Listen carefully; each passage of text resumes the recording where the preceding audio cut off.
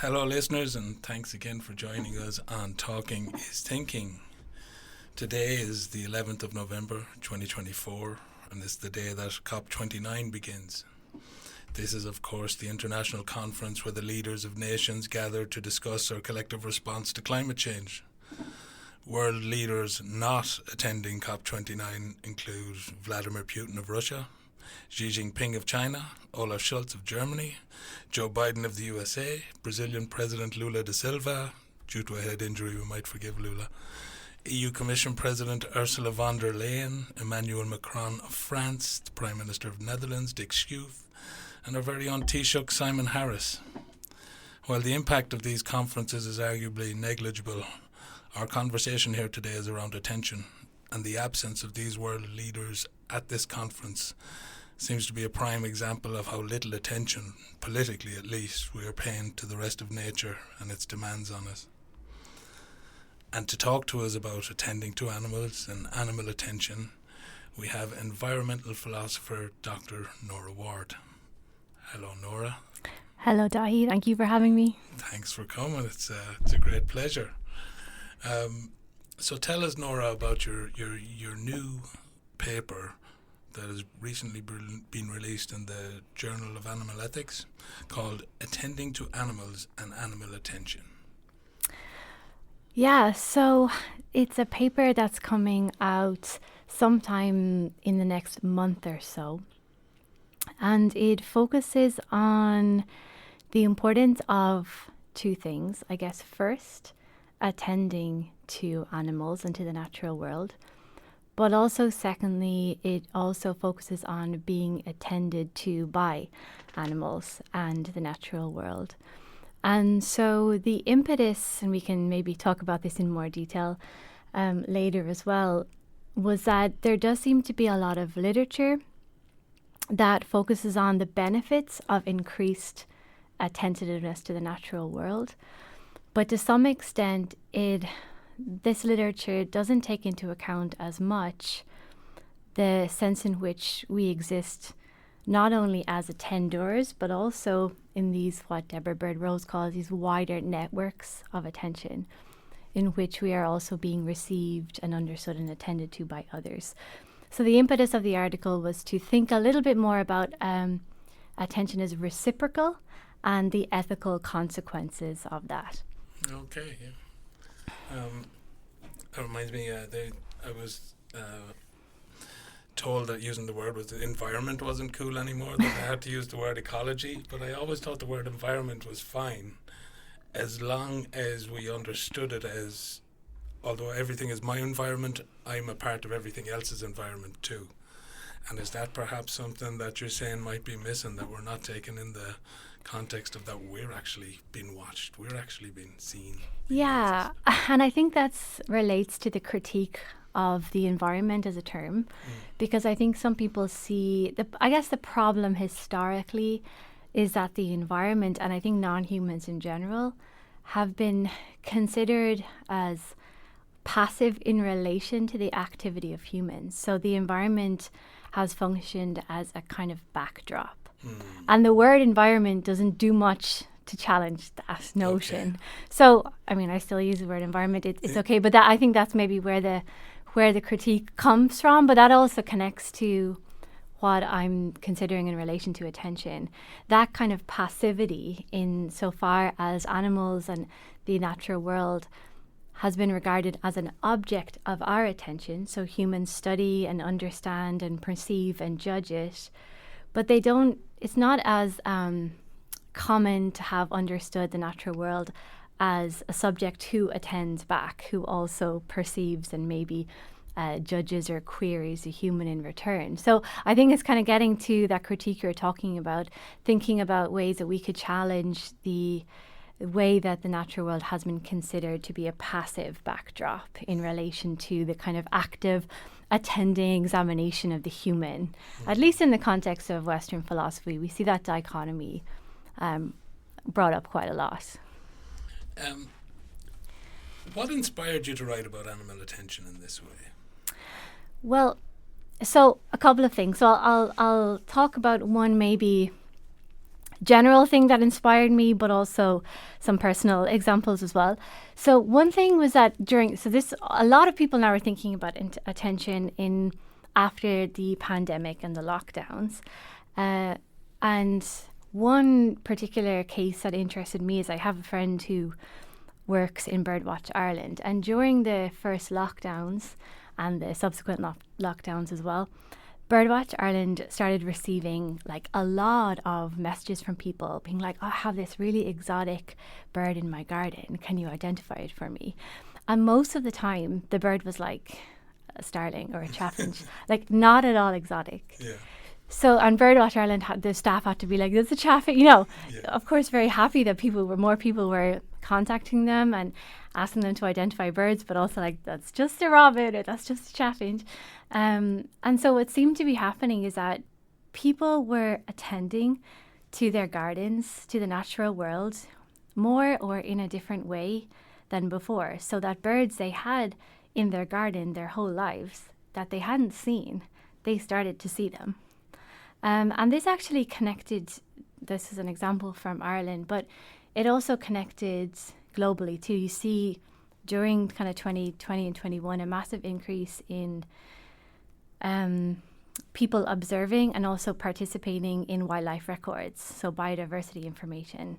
And also like bird food sales went up, right? So what this interesting connection between attention but also acts of caring for the birds that they're seeing for the so-called first time. So that was something that really interested me about the ethical importance of attention. And I think as an environmental ethicist, at least for environmental ethics as a discipline, especially in the earlier formulations, not much was talked about attention. And I think there's been perhaps an underestimation of how important attention is. Like in the earlier environmental ethics debates, it was a lot about valuation. How do we value the natural world? Do we value it instrumentally as a resource for us, or do we value it in and of itself? And I think there's a sense in which, for many people, it's not even noticed, never mind valued in one way or the other. And here there's a kind of inspired by this Italian philosopher Silvia Panizza, who says like there's a kind of a harm in not seeing, and that harm was not really acknowledged so much, at least in the traditional environmental ethics literature. So those were my inspirations, and also just a personal inspiration when I moved back from the US into the Burren region, and I took on a bit of a project for myself to learn the native plants through like photography. And it was like, wait, like let's see how many I can learn. And personally, I was just completely amazed at first how much I had not noticed before this project. Like how many times I had walked by the flower and just not seen the flower. And then also how much I did notice after I started noticing. It was like the world literally just opened up in a way that was emotional and surprising. And so I guess it was the combination of that personal experience and also these other examples from the pandemic and the environmental ethics literature. That's that's good. That's a nice way to come about it. You have two impetuses there for this kind of thinking. Mm-hmm. And which philosophical traditions or thinkers do you think influenced your work more on animal attention? Yeah, so when I started getting interested in the theory of attention and in the account of attention, I started first looking to the primary attention scholars within philosophy and moral philosophy. So two big ones are Simone Weil and Iris Murdoch. And Murdoch is influenced by Weil, and they have a lot of interesting similarities. And so they were my main influence. And in this article that we're talking about today, I end up kind of to some extent challenging their work or supplementing their work to some extent. But that they were my kind of original influences, amongst some others in environmental ethics as well. And will I talk a little bit about their accounts? Please do. Tell us a bit about their accounts of attention and how maybe you're trying to bring that to us. Yeah. So I think both Simone Weil and Iris Murdoch were influenced by the kind of larger sympathy tradition in moral philosophy that has been attributed to Hume and others.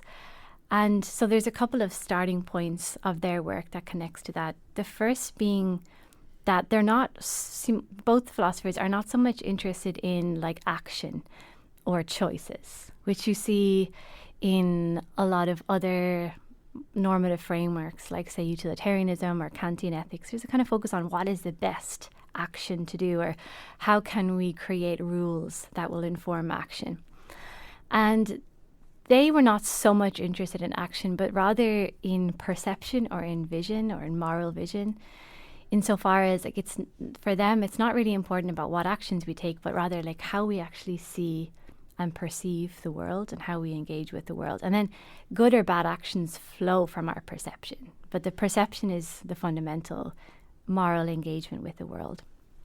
So as moral agents, our job is to get good perception. But then it's like, how do we do that? And so for them, a kind of second starting point then is a kind of conceptualization of human nature, which is apparent in both of their accounts, which points to, which kind of understands human nature in a bit of a negative light, insofar as they argue that like humans are self-oriented or ego-driven, like naturally to some extent. Murdoch says like we are driven by the fat, relentless ego that wants to devour everything. And around what period of time did these ladies exist? Like, so the kind of 20th century, yeah. So modern. Early 20th century. Yeah, so exactly. Just after Second World War. And this around that time, yeah, exactly, and after, yeah. I can totally see where they're getting these ideas from. Sure, yeah, exactly. And so that's the problem with seeing well, is the ego. So for them, it's like the ego is always filtering and projecting. And that filtering and projecting process distorts the other. So it's like you might want to, see your neighbor in as true a light as possible, but you also are a little bit jealous that they got this new car. and that jealousy starts clouding your vision. So the idea of this, like, your own kind of narcissistic desires clouding your vision and distorting the other, that's like their main concern. And so for them, attention is, well, it's what Murdoch calls the unself. It's actually seeing the other for who they really are, beyond the kind of terrible, devouring nature of the ego. Okay.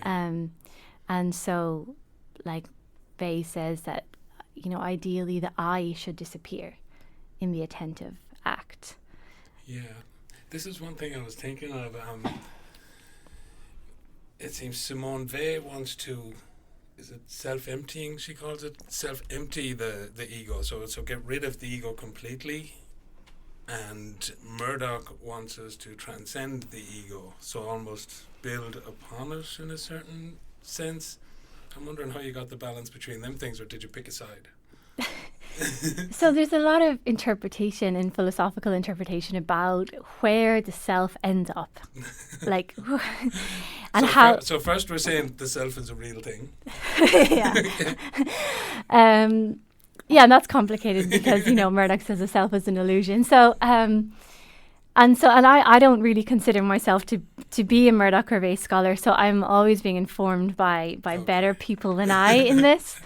But there is at least a sense in which Weil calls for a bit more of a more radical boundary collapse between self and other.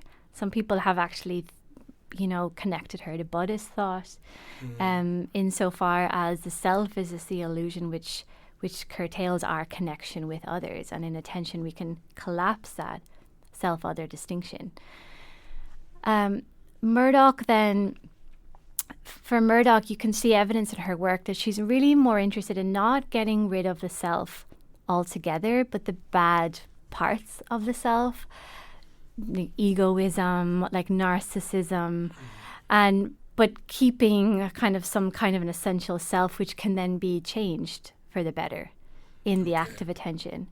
So there's this interpretation in terms of their differences and how we might understand the unself or the disappeared self in their work, or what it might mean for, as a way, she says the self must become passive in the act of attention. So there's some interpretation out there. I mean, I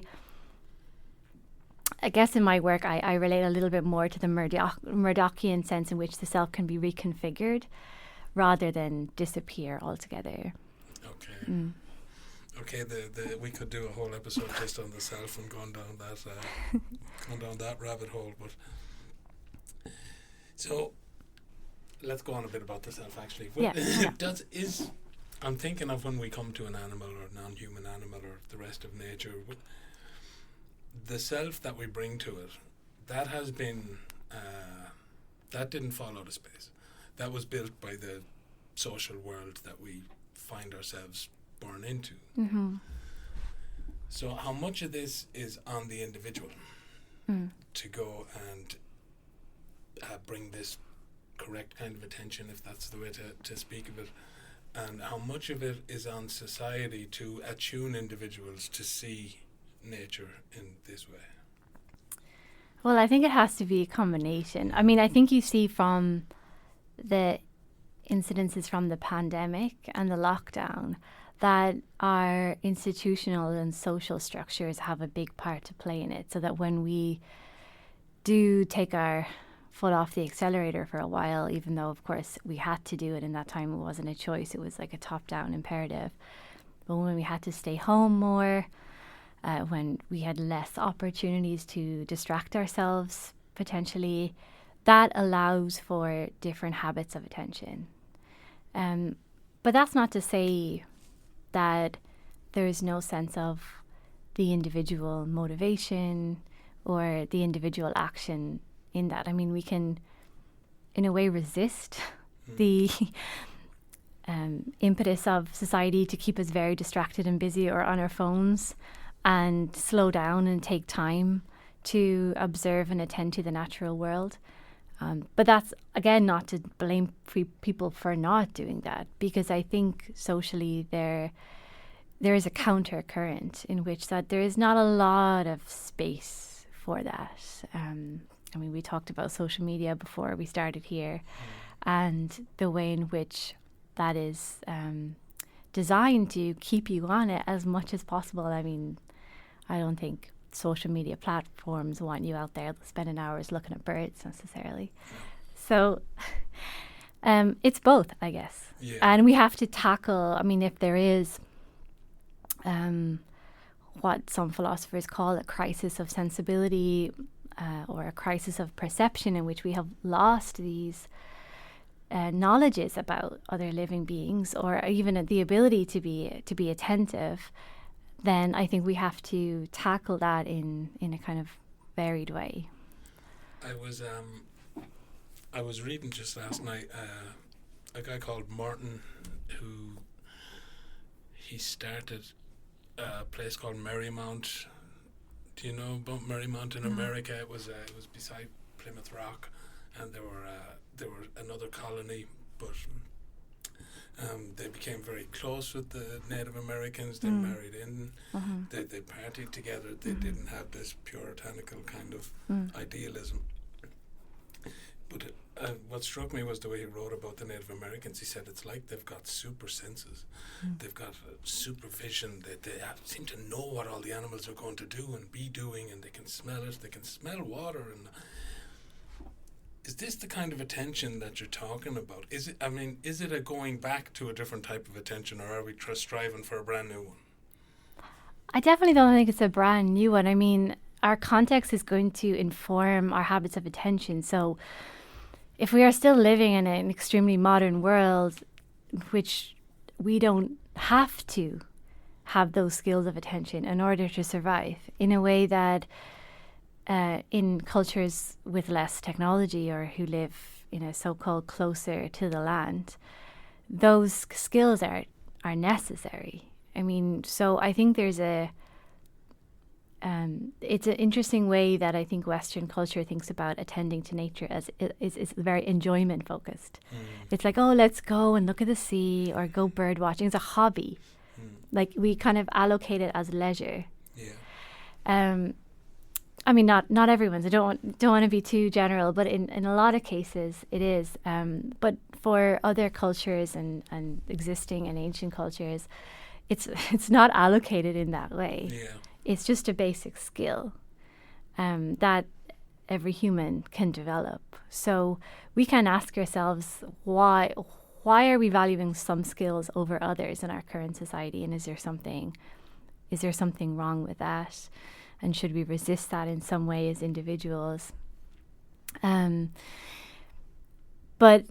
I don't know. I don't know if the going back is a helpful. Yeah. And I would just to say, like, people often think about indigenous cultures as if they don't exist in the present, but they do. There are still indigenous, there are many indigenous cultures, and there are many people who have to hunt to survive in very industrialized countries too, that do require those skills. And I think that those kind of skills do have a lot of ways that it could help us and teach us in our society. Yeah. Do you think there's any time or any era or epoch in particular that brought us away from attending to animals in that way? I mean, I've heard this a guy called Daniel Schmachtenberger. He started the Consilience Project, but I've heard him speaking of it, and he reckons that it happened when we first began agriculture. For him, when we were hunter-gatherers, we were constantly thinking about the animals, what they were doing, where they'd be moving for water, what they'd want, what they like, what they need, all the things we can think about when we think of other people. But then when we started agriculture, it meant we had to have an ox in front of us, which we'd be beating all day, and you could not have the same notion of this is a moral being worthy of care and stand behind it beating it all day. So for him, that was the moment, the agricultural kind of shift. I'm wondering, do you have any moment, or do you maybe agree with that? Or? I think there's probably many moments. I think that could be certainly the shift to agriculture and did change the human nature relationship. And we see, these big arguments from people like Lynn White Jr. and the early environmental ethics, who blames agriculture and Christianity as the kind of cause of anthropocentrism, or the disconnect between man and nature. So I think there are probably many moments. I certainly think increasing technology and the creation of, like, Albert Borgman, the philosopher, talks a lot about the commodity, which is the creation of the technological instrument that makes getting things as easy as possible, right? The commodity being the ultimate convenient object. So, like, you can, before you had to cut the wood for the fire, now you can plug in the electric heater and you get the pleasure without any of the pain. So that separation, that of pain from pleasure, of benefit from exertion, is encapsulated in the kind of modern commodity and object. And we, of course, live in houses which are designed to be a perfect temperature for us, full of commodities. That seems to be an important disconnector as well, or it maybe has exacerbated the problem insofar as, why do we need to pay attention? Why do we need to pay attention to the weather if, we don't really depend on the weather really for livelihood, or we can just go into our heated houses. And so, of course, you lose skills, like you lose a language if you don't use it. You lose skills if you don't need them or if you don't use it. So probably many moments, and not linear, not just like it gets worse and worse and worse. It obviously varies across time and across cultures and habits and so on. Yeah. It's funny. I'd sometimes have been called a hippie and said, why don't you just go out and live in a field? I'm like, I would, if you can show me a field that has good hunting, good fishing, where you can grow stuff, and there's loads of other people like me, happily, no problem. Difficult to find. It's very difficult to find. But nowadays, when people say we're moving somewhere, it's like, yeah, but where's the nearest Duns? That's like they're our hunting grounds now. There's also, do you know the work of Sebastian Junger? He discusses kind of tribalism amongst combat soldiers and different groups. and how when they go through dangerous moments and dangerous times together, they get a very close bond. And they don't only get that bond amongst themselves, they actually get that bond with the enemy, who they often meet years later, and they both relate and they have this close bond. Is there something like that missing between humans and nature, where, like you were saying, we are now separated, but is there in some sense, a need for danger with nature that we're missing, that we, like you said, we have no need to, there's nothing dangerous to us there anymore. If there is, we've either wiped it out or built a house around it. But there's something about the danger, I feel like, that's needed to create that bond again. Maybe. And I think, on the one hand, like, it is true to say that we are more separated, but also that separation is an illusion, of course, because we are like, however, we may be in air-conditioned houses, but we need like oxygen to survive. And there are these moments, whether it's a virus that affects everyone, like COVID-19, or an extreme weather event, where we actually recognize in that moment, oh wait, we're not so safe. And in a way, things like extreme weather events and pandemics, they have a lot of terrible and negative consequences, but they also are bonding opportunities. Yes. And you see in the aftermath of big storms, a lot of the common rhetoric is like, oh, the community was there for each other. Like, and even now with Hurricane Helene, there's an amazing community response that I'm sure in North Carolina transcends the so-called polarized political like climate. Yeah. And so I do think there's something to it. Like, we don't want to welcome disaster. No. But I think your point, we can see that being connected to our material environment can bring us closer together, and also recognize those connections maybe that were invisible before. Or that we live our lives thinking that, oh, I'm not connected to the natural world, but like, oh, actually, hang on a minute. Yeah. There are these moments which we can't hide that anymore. Absolutely.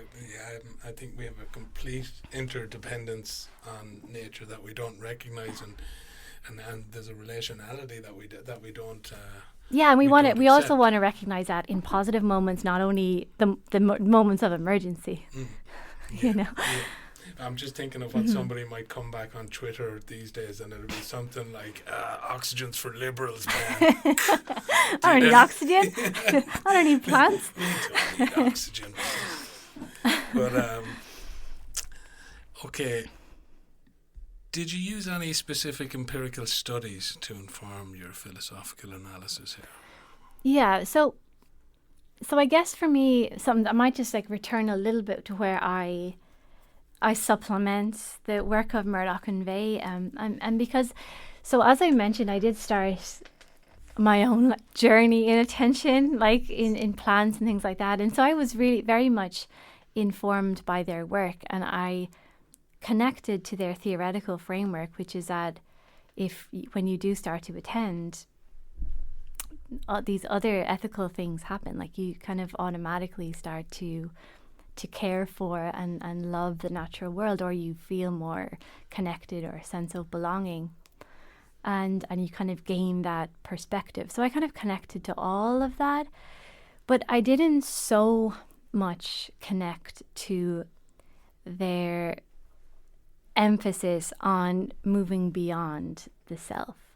Weil says, for example, like, the goal of attention is to see the landscape as if I am not there. But here's me, like, having all this fun attending to plants and stuff. And I'm like, but I am here. Like, I'm having a great time. And so, and they do have quite a negative association with attention. I mean, for Weil and Murdoch, attention is a very difficult process of self-sacrifice. Yeah. And that didn't connect with what I was feeling, actually, at all. And I also remember one moment that for some reason stood out to me. It was like a cold winter day, and so I was feeding the robins, and a robin came really close to me, and it was just this moment that the robin just cocked its head and looked straight at me, and I felt like, oh my God, this is so shocking. Like, and I was like, the robin is looking at me. It's not just me unselfed, as if I'm like through an invisibility looking out and as this objective observer on in the world. I'm in it. I'm also being seen. I also kind of belong in this world. So I started to think about maybe if what had been less emphasized in their account is the transformative ethical attention of being attended to in return and then attended to back. So from that, I started researching some more empirical examples of animal attention and animal attending. And I love crows, so I had to go for the crows one. So there's a couple of crow studies that are really interesting. There's one kind of famous one done in Seattle. You probably maybe had known this before, the article about they were testing if crows can recognize human faces, and they put on masks, like a Dick Cheney mask, I think was one of them, and they started like... Also particular human yeah, faces. yeah, particular. And then it turns out like... the crows started like dive bombing after so that they put on the mask, they started like abusing the crows in some way, and then every time the masked person would come back, the crows would start like attacking and dive bombing them, not only then but years and years after. Wow. So they had obviously been attentive enough in order to distinguish between human faces, and then obviously transmitted that information culturally potentially. Another one as well, study, smaller sample size, looked at crows being able to differentiate between Japanese and Dutch. As in language? Yes. Because it was, I think it was the Japanese tourists were feeding them, so they were able to distinguish between when they played the Japanese or Dutch, they reacted differently. So I thought that was really interesting, and often those studies within the scientific community are thought about in terms of memory. They're like, oh, the crows have very good memory, but there's also, they can remember the faces, they can remember the masks, but it's also showcases an amazing ability to pay attention. And if you think about it, like most humans now don't even see crows, never mind be able to differentiate two different crows. Absolutely. Or two different calls of crows, like in the article, like the call of a Icelandic versus a Californian raven. These are two, I mean, there are differences there, quite a lot of differences, but it's often the case that humans wouldn't really attend or be able to pick up on that. And so it's actually a very impressive skill that these crows have. But I think it also connects to our broader sense that we know that our pets pay attention to us because like they want food, or that's the kind of reductionist idea. But I think we underestimate how, to the extent that other wild animals or free living animals are also attending to us. And there's an idea that, as Rose says, we think that nobody is listening, but actually there are beings listening. That's why I hate that whole thing, like if a tree falls in the forest, no one is there to hear it. It's like, well, if it's a forest, there are ones there. You already said it's a forest. Look, and you'll see them flying away. So that's kind of what motivated those empirical studies as a way to get us to rethink the notion, I guess, again, of passivity, but the sense in which we think nobody else is listening. It's funny, I used to live in Connemara, and I used to live in a house with a lot of dogs, and a wonderful person who used to mind the dogs and had a wonderful way about her with the dogs. But there was another chap who lived alongside us. Martin was his name. And Martin was a real native Connemara man.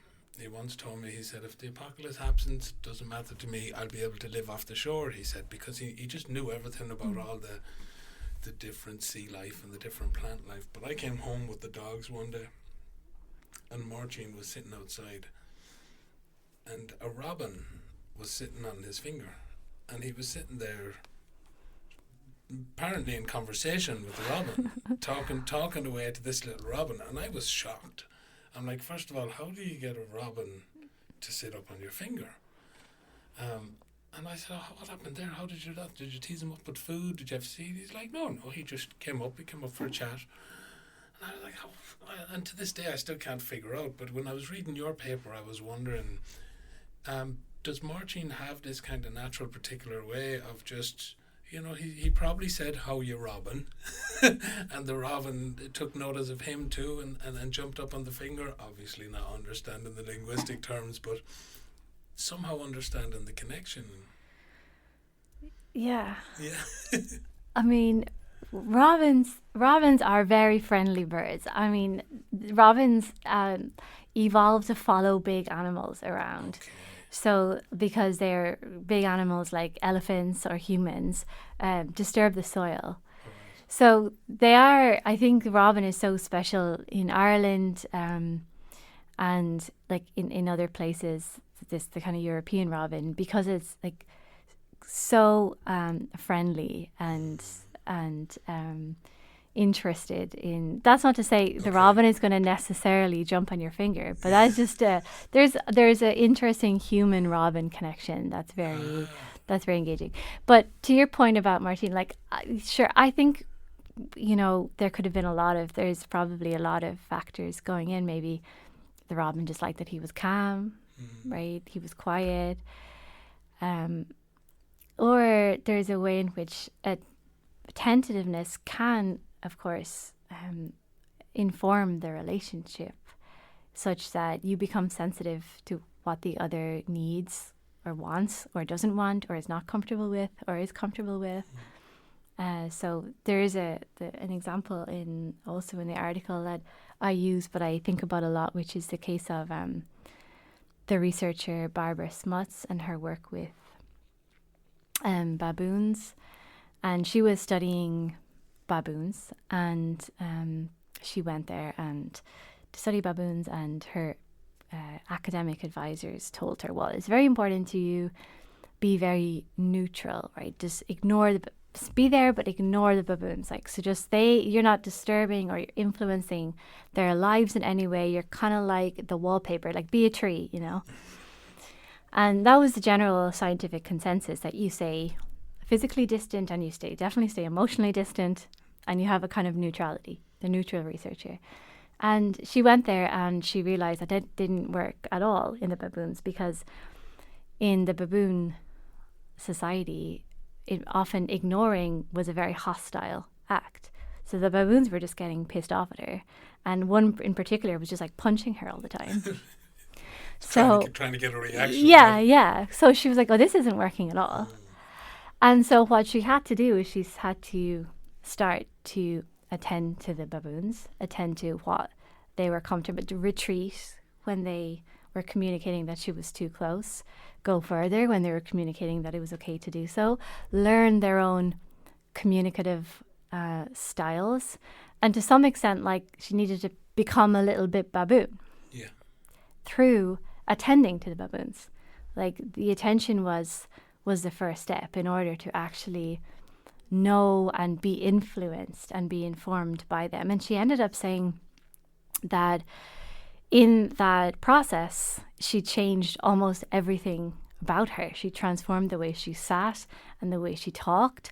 It also transformed her research questions, what she felt interesting, such that the research questions were in a way co-produced by her and the baboons, and not just the human. Oh, this is interesting, and therefore I'm going to study it. So there is a sense in which the more time and attention you spend with another being, the more ways that you can kind of coexist, literally harmoniously, like in a relationship. I mean, in a human-to-human relationship, it's the same.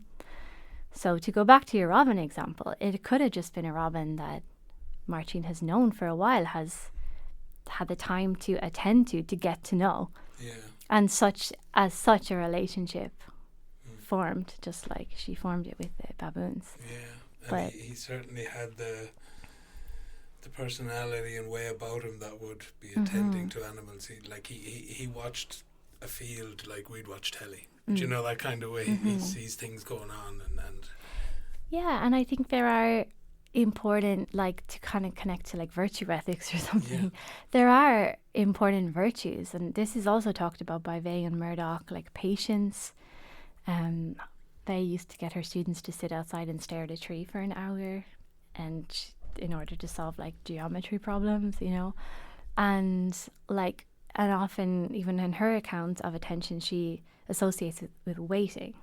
So there's a sense in which like that kind of patience and that kind of receptivity, insofar as the other can make an impression on you, and you're not just being like there, like, come on, I need the information. I need to find out about you. You know, you're not like demanding something, but it's also a kind of organic sense in which, organic sense of openness, in which the other can then exert their own needs and demands on you. You know. I had come across Weil myself before, but I looked into her a bit more with this, and she's an absolute warrior, isn't she, Simone Weil? She really is a legend. But she was writing about people working in factories, and she went and worked in one of these really hard factories for a year.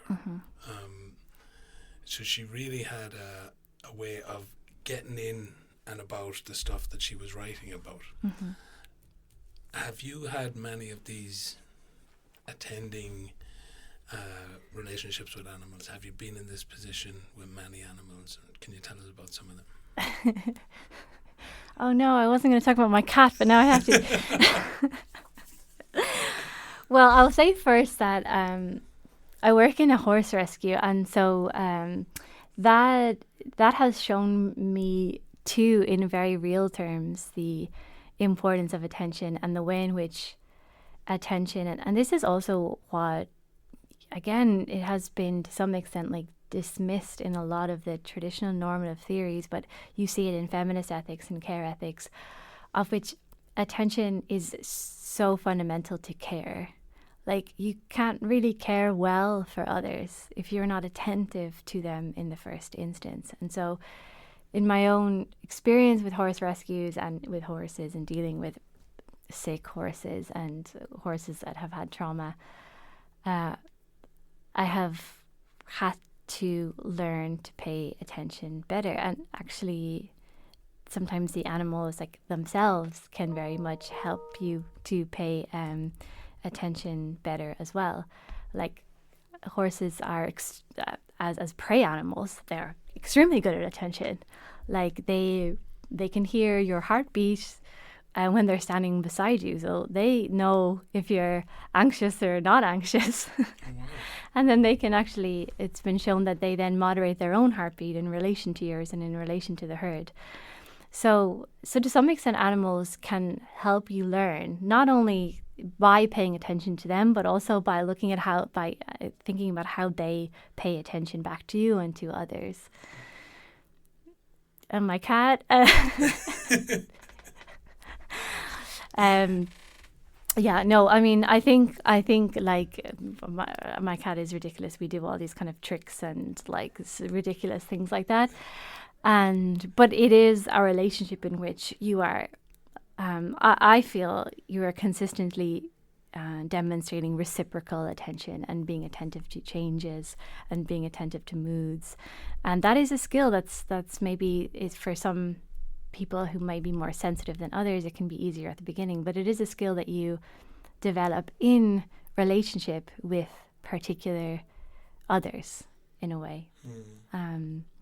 So those are two. And I try to there's a practice of sit spotting, and it's been established by John Young and others, and he's a naturalist, but it's a very old practice, which is basically going and sitting in the same spot every morning and just listening and watching and doing that for 10 minutes every day. And you see through that, witnessing the same birds, different birds, migratory birds and territorial birds. You see the trees changing, and having that as a practice in the same place and doing it daily, that can also be a good habit to achieve, to be informed by. Yeah, I like the sound of that. But I'm supposed to be meditating. I'm supposed to be doing a few things. I don't know. I have another 10 minutes to give out. What you're saying about the horses and how they regulate their heartbeat according to the person who's standing beside them or on them. I remember when I was young and I could drive anything. I drove all sorts of stuff on building sites and motorbikes, and I always felt I could drive anything. I could get the hang of it. Until I got on a horse and tried to drive it. Because I was trying to drive it, I never figured out the horse. I never sat right on it, and my arms were all over the place, so I only tried once or twice, but I could never figure it out. But what you're saying there makes sense to me now, and that I shouldn't have been trying to drive the horse. I should have had, there's a symbiotic relationship. Hey buddy, let's go down here together. Yeah. I remember when I was covering for my uncle up in Dakota races for a day, and I was just shifting the posts or whatever, going back and over. He couldn't make it in, so I said I'd go up for him, and one of the horses got injured, and I seen the curtain come up around it and go back, but then I went up close and all I saw was them towing this dead animal up onto the back of a trailer, and I noticed that it was still really wet with sweat and there was steam coming off it. And in my head, I was really taken aback. I'd never seen this up close before I knew it happened. But I thought, just 2 minutes ago, that guy was in a race with all his buddies, sweating and pumping and running, and now all of a sudden a broken leg and he's no use and he's dead. All that being, that whole animal there, it was so upsetting, really, to see the animal like that. But again, the curtain had came up. There was no bang, because they must have found a quiet way of doing it to not upset the people in the crowd. But it was done very quickly and efficiently, which was even more worrying. But it seems to be just more and more detachment from the reality of what we're. I mean, we have factory farming, we have all this stuff going on. I mean, maybe we all love KFC, but where do they keep all them chickens? I mean, there's Supermax and KFC, there's like thousands of chickens. I don't see fields full of them. Yeah, I think that was one of the markers of the Anthropocene, chicken bones. That's how the impact of humans and the idea that humans have become a dominant geological force. One of the ways that they have conceptualized that was the amount of chicken bones. Really? Chicken bones. Okay, wow. But there is this massive detachment. Do you have any advice for people who are trying to minimize that detachment, trying to get back in touch and get attending to animals this way? Okay, so we have the go and sit in place for 10 minutes every day, could be a good one. Yeah.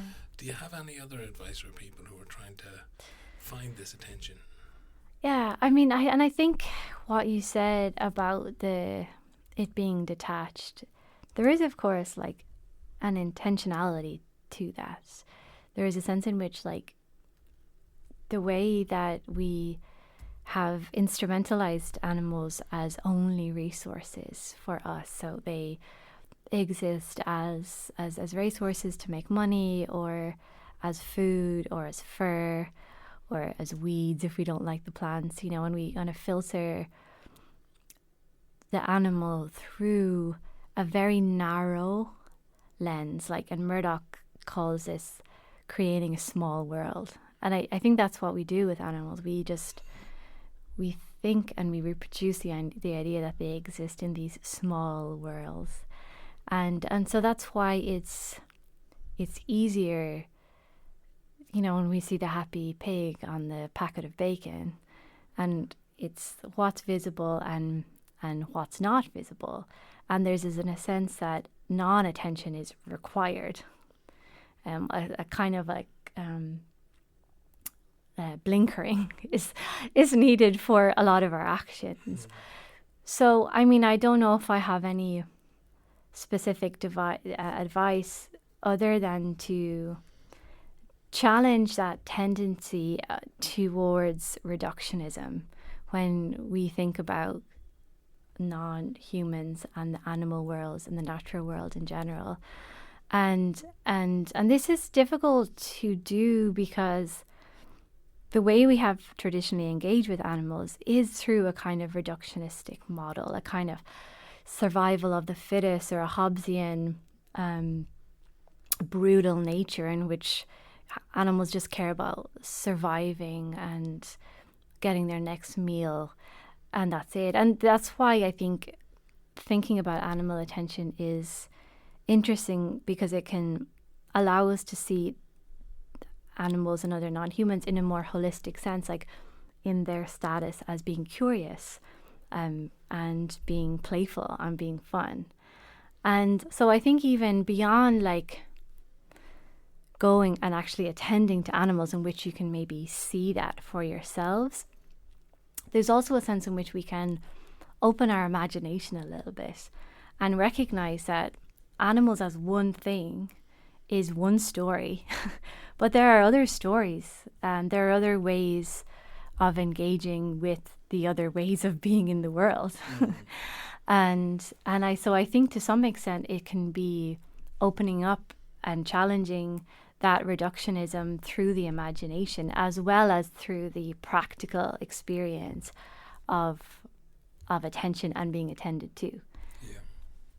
So I think I think it can be, both are important. And it's funny how we have, thinking about this small world, like we see humans and animals as like a dichotomy, like a dualism.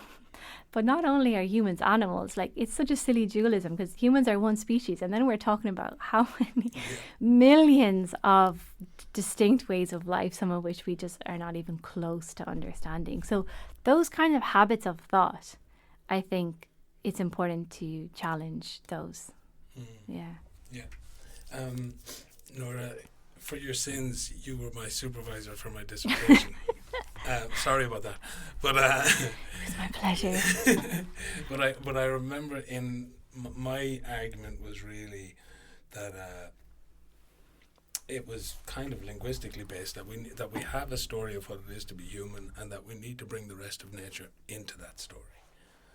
And I feel like some of this work here and with the emptying of the self, I know you didn't totally go with that with Weil, that seems to be almost a leaving our story towards the animal, non-linguistic world. Do you get where I'm going? So I'm wondering, is there some sort of happy medium? My thing was, we'll call it the rest of nature, so acronym RON, we'll just call it Ron, bring it into the story, chat about it, how's Ron getting on, that'll do. But obviously that was very reductionist in itself.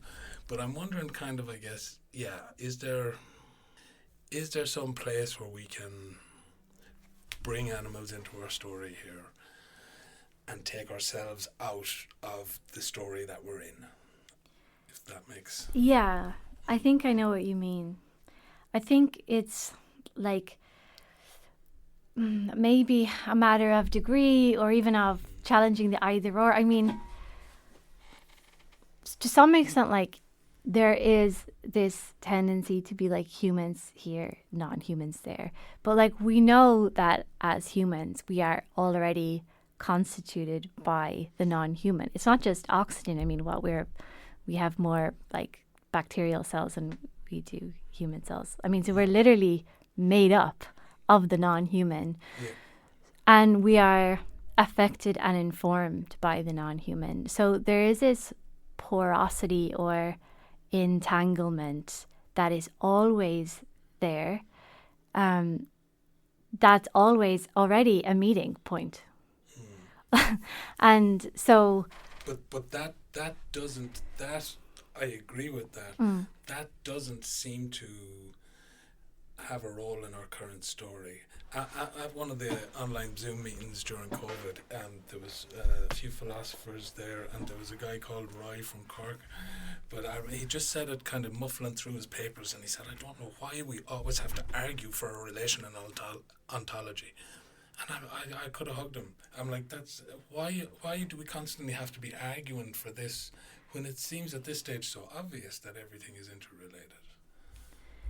But it's not, I guess. I mean, it clearly isn't. If listen, maybe it is, and we just don't care. I think there's a sense in which, how do we explain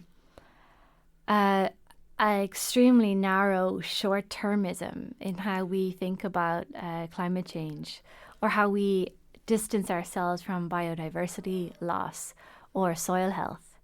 And so what is that? Is that intentional denial of the relationality? Is it like, you know, an ignorance?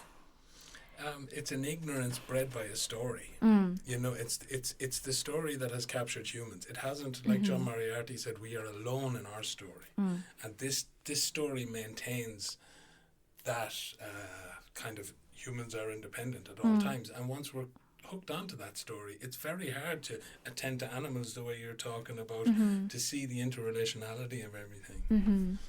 So I'm just wondering how we get around that. I think it's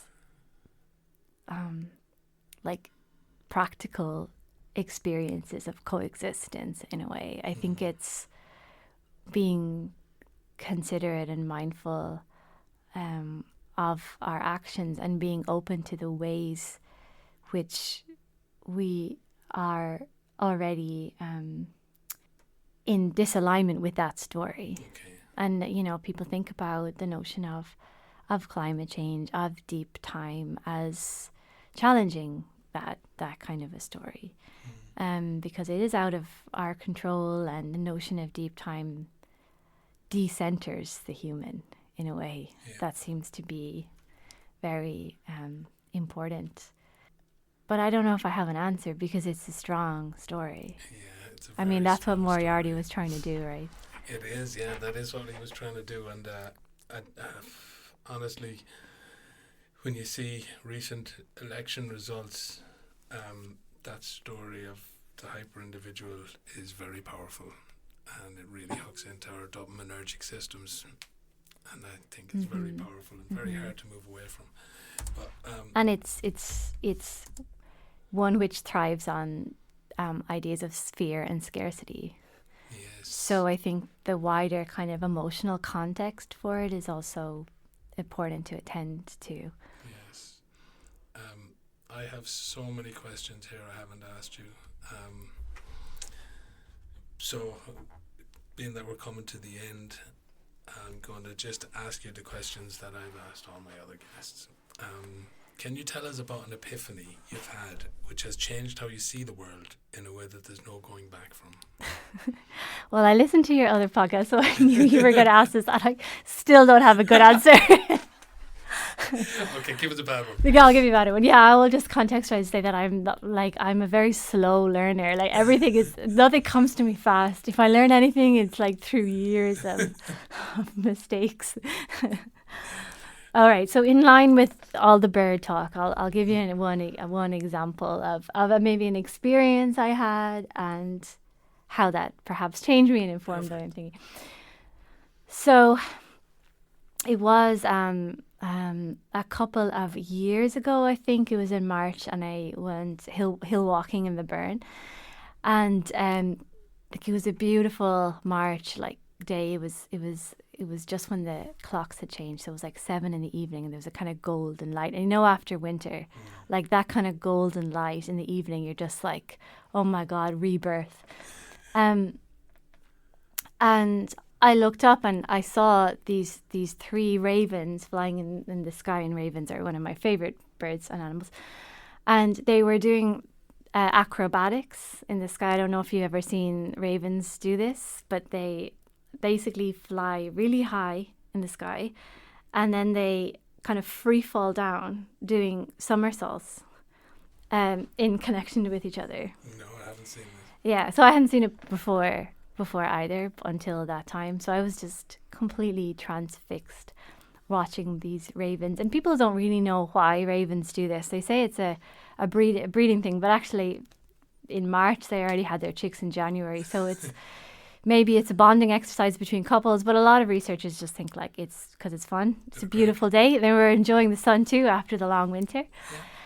And watching it, I got this strong sense of like the environmental humanities scholar Van Doren and Deborah Bird Rose, another environmental philosopher, calls it like forms of liveliness, or ways of being in the world that that exhumed such richness that it challenged. I think now, you know, a lot of on TikTok and Instagram, you see this notion of like, what is it, the main character syndrome?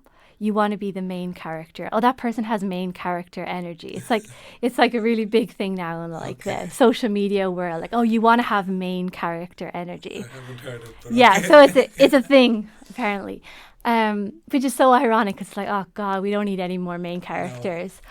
But in that moment, I just saw so clearly experience. Oh, they're the main characters right now.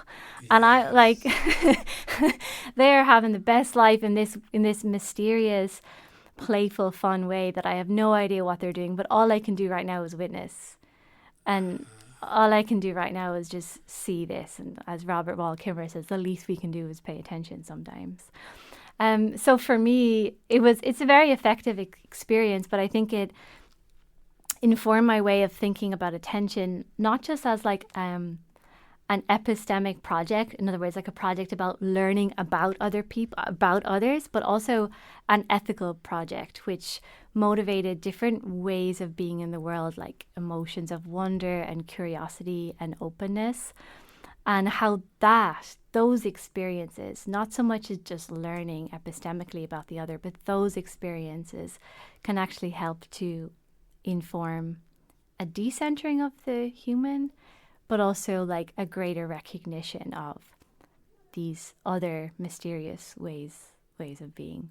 So it was the ravens. So back to the ravens. No, but I like it. Great story. And realised the ravens were the main characters. That's your epiphany moment right there. Okay, the other question. If we were writing a new story of what it is to be human, and you could put in one sentence, what would that sentence be? Oh God, I didn't expect this one.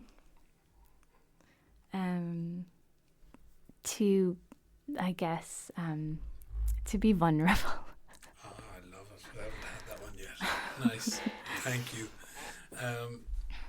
Thanks a lot for coming on the show. Thank you. And I really hope you'll be back, because it'll be lovely to get through all these other questions that I've written out for you. Hopefully.